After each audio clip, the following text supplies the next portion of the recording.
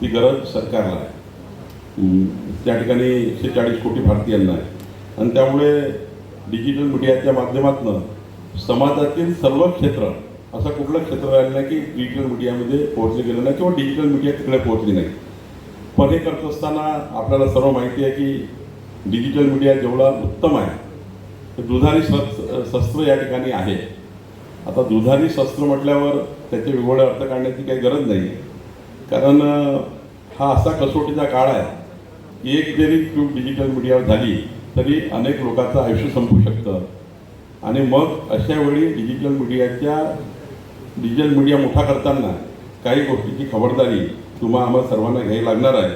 आणि म्हणून माझी एवढीच विनंती आहे की 21व्या शतकामध्ये 2047चा विकसित भारत करत असताना जास्तीत जास्त पॉझिटिव्ह मोडमध्ये डिजिटल मीडियाचा वापर केला गेला पाहिजे.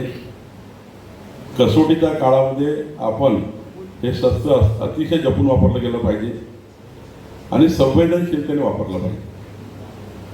जरी मला माहिती आहे की आपल्याला अभिव्यक्ती स्वातंत्र्याचा पूर्ण अधिकार आहे, आम्ही सर्व सन्मान करतो मीडियाचा. आम्ही लहानपणापासून मी मोठा झालो आहे तर माझ्या जीवनामध्ये सर्वात जास्त सन्मान मी पत्रकारिता केला आहे. सरिताताई त्याची साक्षी आहे. जेवढा सन्मान आपण मीडियाचा करू, जेवढा सन्मानाने मीडियाकडे बघू, जेवढ्या सन्मानाने मीडियातून काही घेऊ, सन्मानानेच मीडियातून काही घ्यावं लागतं. सन्मान करून तर माणसाला मोठं होता येतं. हे मीडियाने आम्हाला शिकवलेलं आहे. पण हे करत असताना मात्र या ठिकाणी थोडा समतोल, थोडं संतुलन, संवेदनशीलता, माणुसकी, कुटुंब, समाज या साऱ्या गोष्टी या ठिकाणी आडव्या येतात. आणि म्हणून काळजीपूर्वक हाताळावं लागणार आहे. अधिवेशनामध्ये अनेक वर्ग होतील, अधिवेशनामध्ये अनेक गोष्टी त्या ठिकाणी आपल्याकडे जातील.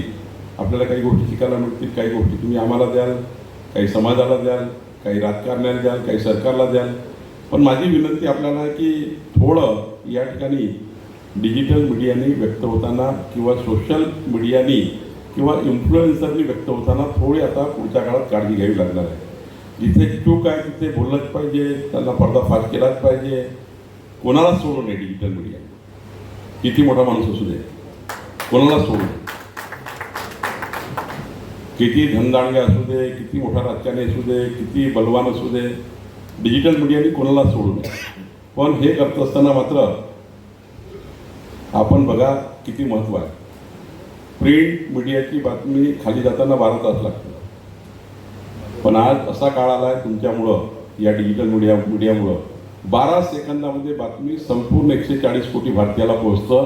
इतकं महत्त्व आज या ठिकाणी डिजिटल मीडियाला आलं आहे. त्यामुळं हे डिजिटल मीडियाचं युग आहे. यामध्ये अशोकराव वानखेडे जे आहेत, खरं तर याला खरी क्रांती 2014 नंतर प्रधानमंत्री मोदीच्या सरकारच्या नेतृत्वामध्ये आली. त्याला अनेक गोष्टीची मग त्याला जोड मिळाली आणि केंद्र सरकारने 2014 नंतर डिजिटल मीडियाला वेगळ्या पद्धतीने प्रमोट करणे, डिजिटल मीडियाच्या माध्यमातून समाजाच्या शेवटच्या व्यक्तीपर्यंत पोहोचवण्याकरता केंद्र सरकारच्या असतील, राज्य सरकारच्या असतील, त्या योजना शेवटपर्यंत नेण्याकरता डिजिटल मीडियाचा उपयोग करणे.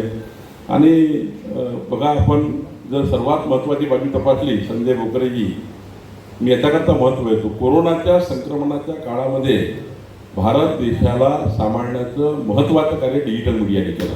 हा एक आपल्यासमोर या ठिकाणी एक डिजिटल मीडियाचा मोठा या ठिकाणी रोल आपल्या भारत देशामध्ये आहे.